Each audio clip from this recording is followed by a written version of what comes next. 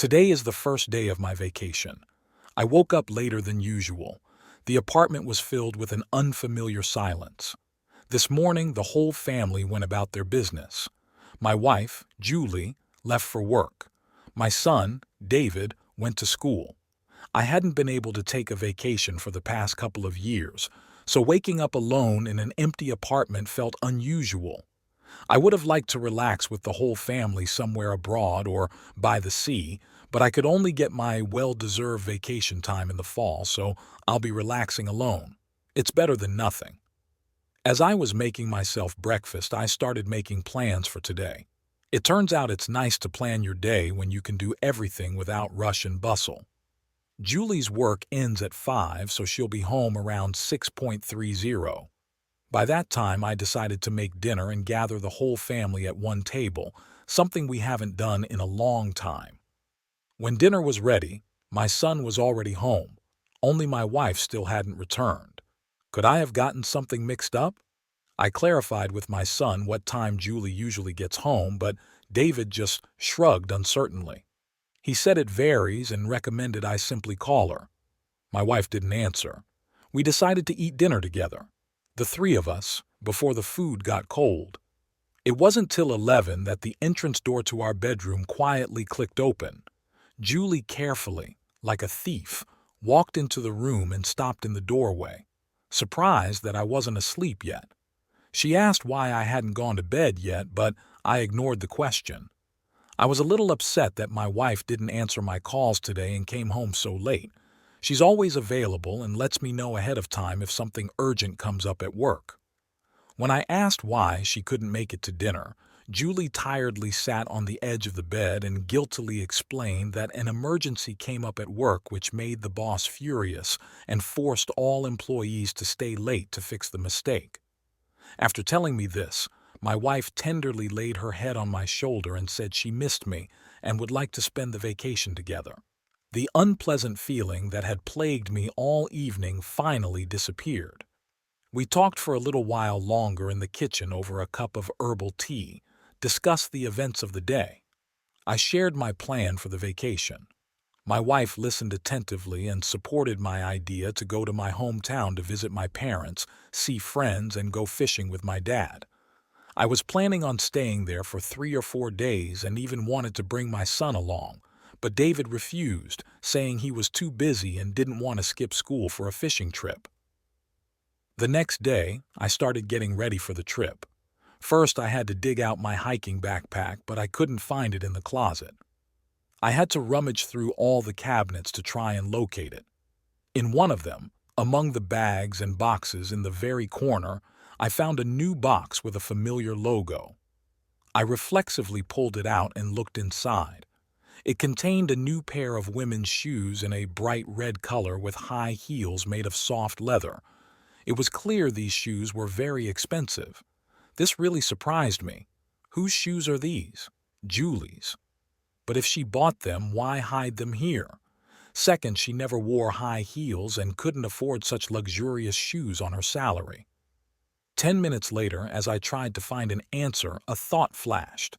Maybe this is a gift, but who would give her shoes? Friends? Colleagues?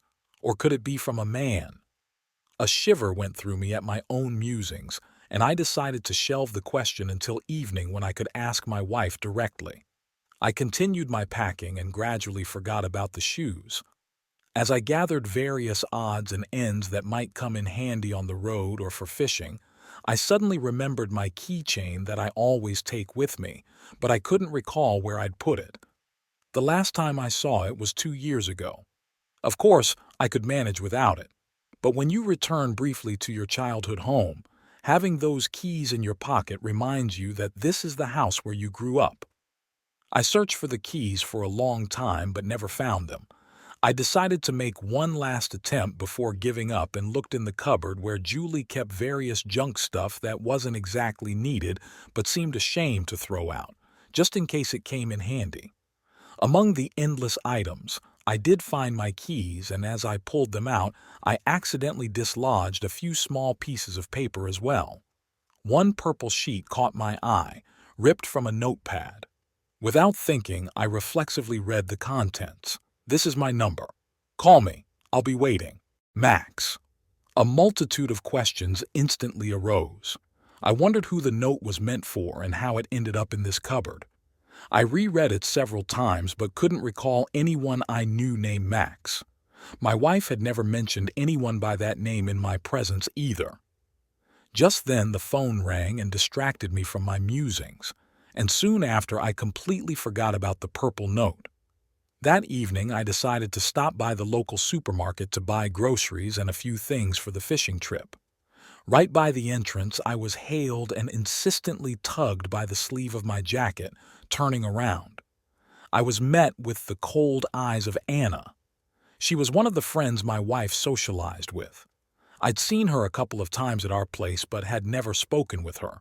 To be frank, Anna was a tall, gorgeous blonde with model looks and a lovely smile. But there was something off-putting about her. She loved shoes and bags made of crocodile and snakeskin and resembled those dangerous creatures herself. So the sight of her always made me want to keep my distance. The woman crowded up against me, bombarding me with questions about my life and seemed unwilling to let go even when I said I was in a hurry to get home. Such obtrusive attention stirred anger inside me. I definitely did not like Anna. After 5 minutes of inane questioning, not waiting to see how it would unfold further, I quickly slipped away and, seizing her by the shoulders, roughly pushed her away from me. Anna, not expecting such an outburst, froze in surprise. I didn't want to create ambiguous situations or offend anyone, so hurriedly apologizing. I tried to explain that I really was in a rush to get home. The blonde, having regained her composure, bluntly asked if I didn't like her. This question took me by surprise. What was she trying to accomplish by asking it? "Listen, Anna," I began in a conciliatory tone. "I don't know what game you're playing, but I'm not at all interested. Besides, I'm really in a hurry. Julie will be home from work soon." "Oh, come on," the blonde interrupted me. "He's rushing to his beloved wife. You're so devoted to her. But here's the thing." She took a step back, looked me up and down, and added, "Is she really worth such loyalty?" "What do you mean by that?" I asked, not recognizing my own voice. Anna silently observed my reaction, a cunning smile appearing on her face. I crossed my arms over my chest and waited for an answer. After pausing for a few more seconds, my wife's acquaintance glanced away and suddenly brushed off her own words, asking me to pay them no mind. Silently turning away from her without saying goodbye, I entered the supermarket and hurried towards the back of the store. Staying near her was difficult. The sticky, unpleasant feeling lingered long after that encounter. That evening, before my departure, my wife was late from work again. I fell asleep without waiting for her to come home or discussing that strange situation. When I woke up in the morning, Julie had already left for work. A small note with wishes for a good trip lay on the table, which cheered me up a little. After saying goodbye to my son, I set out for my hometown in Michigan. Everything seemed normal, but something weighed on me, tormenting my heart and mind, giving me no peace. The first evening after arriving, I texted my wife that I was fine and had reached my parents' house without incident. She didn't reply. I went fishing and came back late in the evening but still got no call from my wife. The next day, I called David and asked how things were at home. My son lazily replied that nothing interesting could have happened in a day. Ah, those teenagers. They don't appreciate their elders' care. When I asked how his mom was doing, silence descended on the other end. I could tell David was trying to choose his words carefully. I asked if something had happened, and his reply surprised me. Turns out, Julie had suddenly left on a business trip for a couple of days to another city, which was odd since her accounting job doesn't usually involve business trips. Plus, she'd never traveled for work before. Something was off. I stared at my phone in confusion. 1,000 thoughts raced through my mind, displacing each other. I tried calling Julia, but her phone was unavailable again.